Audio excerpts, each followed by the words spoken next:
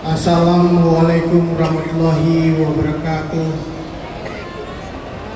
Selamat siang, salam sejahtera bagi kita semua. Om Swastiastu, Namo Buddhaya, Namo Sang Hyang Adi Budaya, salam kebajikan, Rahayu, Merdeka! Merdeka! Merdeka! Salam agama-agama kita ikat dengan salam kebangsaan. Yang kami muliakan para Bante Sangha, para Samanera dan Atta Sipani, para sesepuh, Bini Sepuh, Haji Sepuh umat Buddha yang hadir pada siang hari ini, Ketua dan penggerak yang Buddhist Association, dan hadirin yang berbahagia. Hari ini adalah hari yang sangat istimewa, hari yang sangat penting bagi kita semua.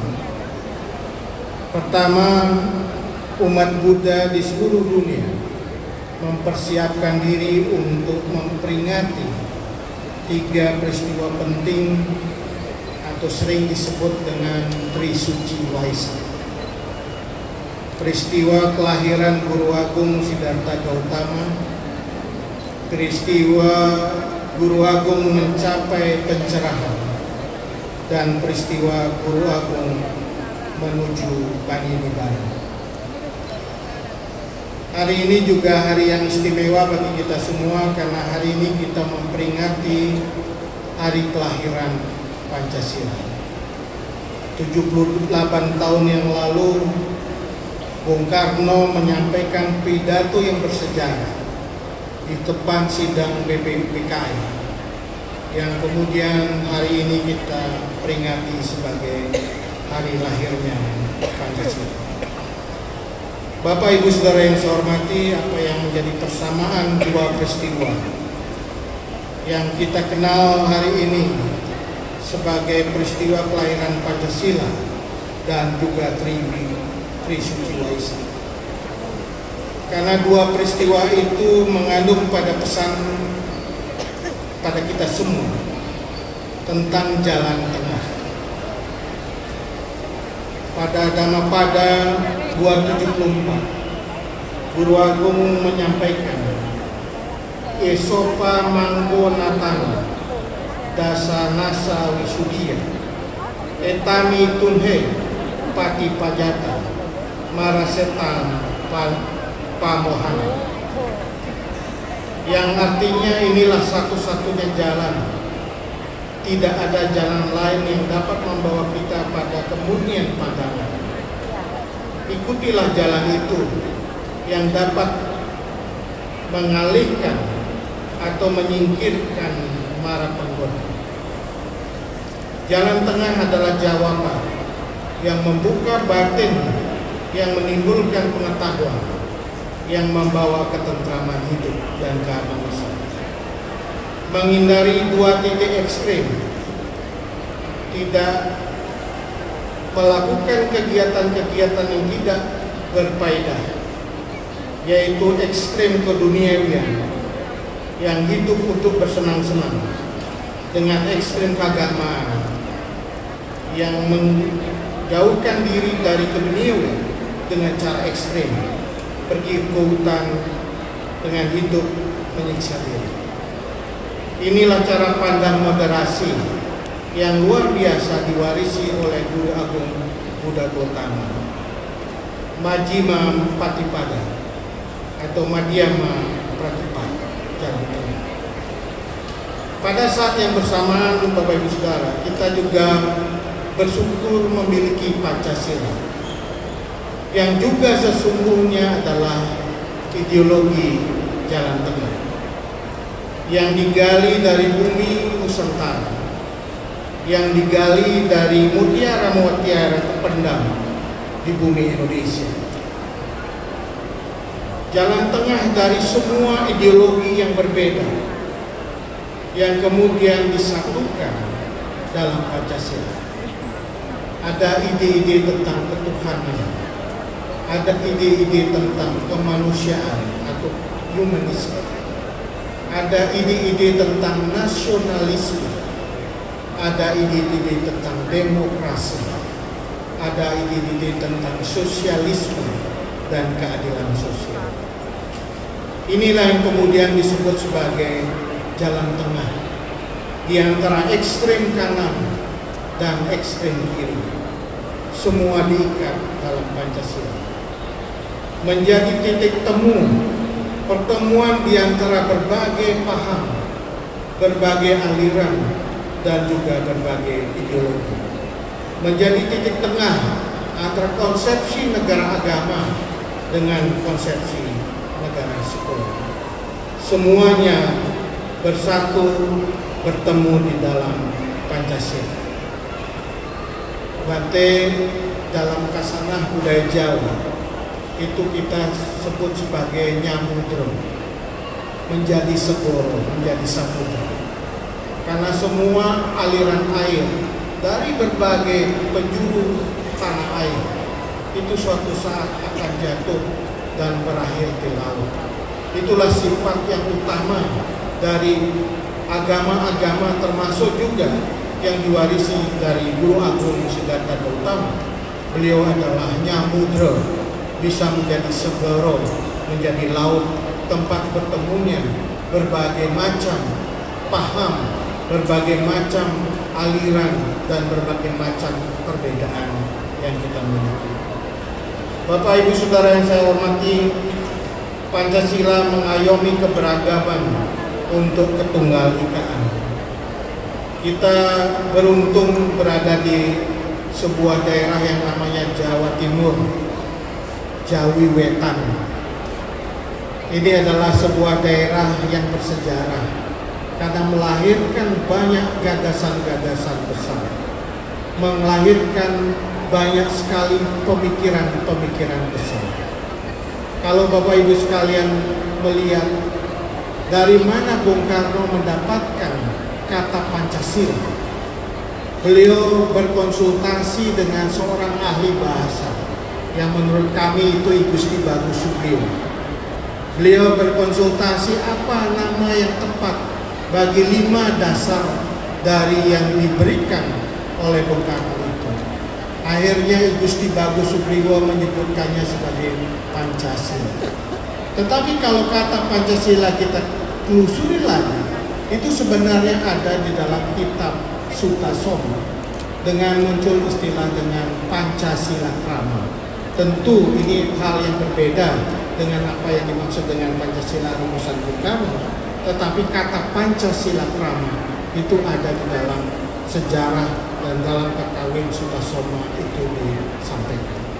Jawa Timur kita juga melahirkan apa yang kita sebut sebagai simbol Garuda Pancasila.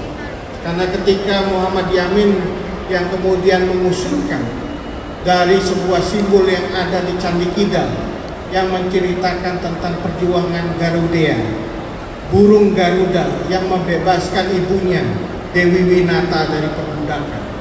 Dari situlah kemudian muncul inspirasi bahwa negara kita mengambil simbol Garuda Pancasila dan menunjukkan kemampuan negara kita untuk membebaskan diri dari perbudakan, membebaskan diri dari penjajahan.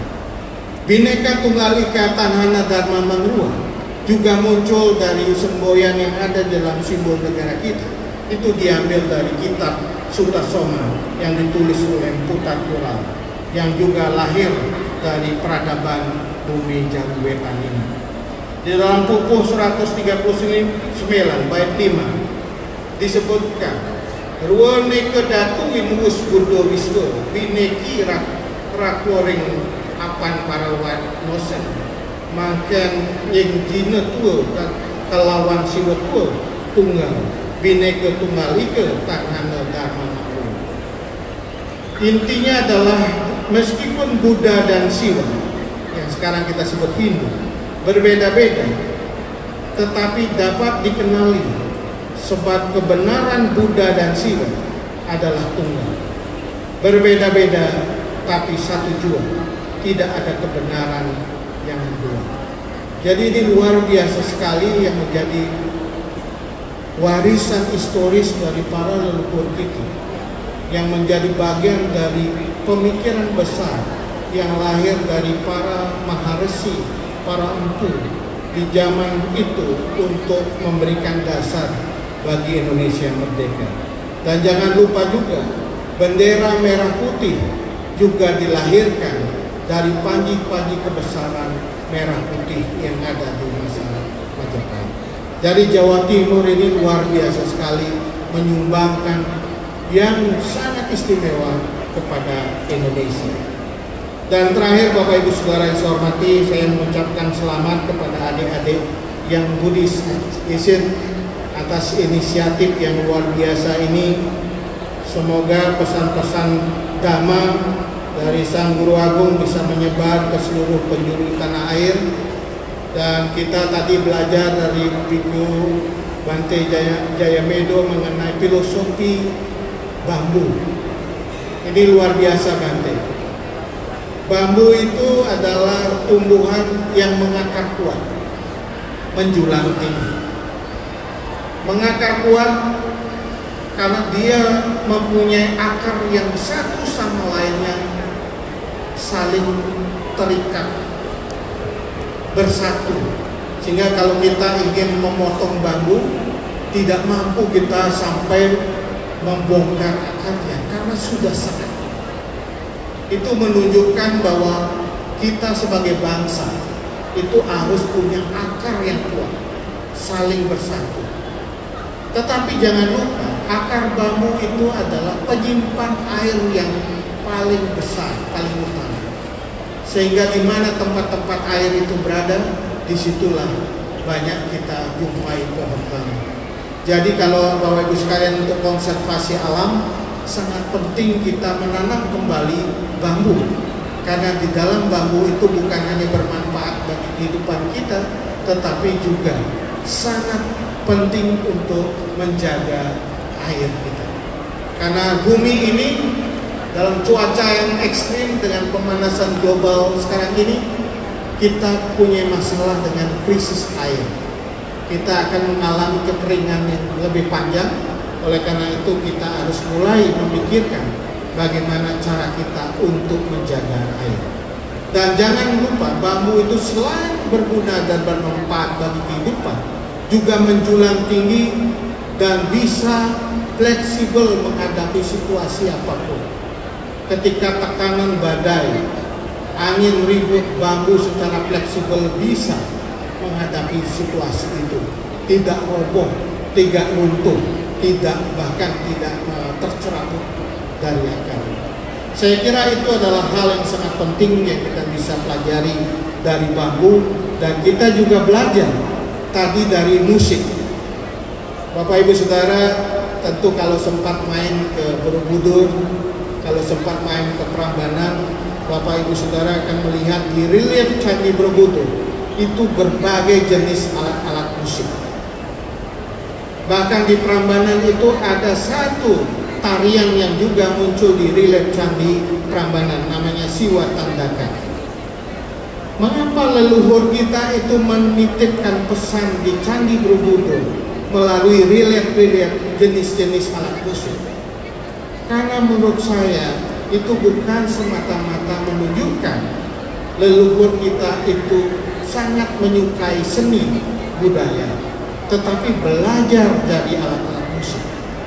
Karena dalam alat-alat musik itu pasti keragaman dan perbedaan itu ada. Ada sopran untuk suara, ada sopran, tenor, bass. Alat-alat musik juga beragam. Tetapi keberagaman itu ketika dia ditabungkan dengan kepemimpinan dirijen tadi disampaikan oleh Bante Jayamedo, menjadi harmoni, menjadi sesuatu yang indah. Dalam bahasa Hindu kita sebut sebagai Sundaram, keindahan. Satyam, Siwam, dan Sundara. Kita dunia ini diciptakan oleh Tuhan dengan Satyam, dengan Siwam, kesetiaan dan ketaatan, tetapi juga dengan keindahan. Karena keindahan itulah cermin dari keharmonisan. Dan saya mendapatkan satu titipan dari Bante Panyawaro bahwa Waisak tahun ini harus kita gunakan untuk menebarkan cinta kasih, menyebarkan meta dalam semua kehidupan yang melintasi batas-batas kepercayaan, bangsa, ras, jenis kelamin, dan juga budaya. Jadi saya kira apa yang disampaikan oleh teman-teman dan adik-adik kita ini adalah menyebarkan meta, menyebarkan cinta kasih kepada semua makhluk tanpa membeda-bedakan agama, ras, suku, dan juga budaya. Semoga semua makhluk berbahagia. Sabe sata bawantu sukitata, sadu, sadu, sadu. Om Santi Santi Santi. Wassalamualaikum warahmatullahi wabarakatuh. Bogi Rahayu Sagung Bumani. Baik, terima kasih banyak Bapak Ari. Bisa di atas panggung terlebih dahulu karena ada pemberian plakat dari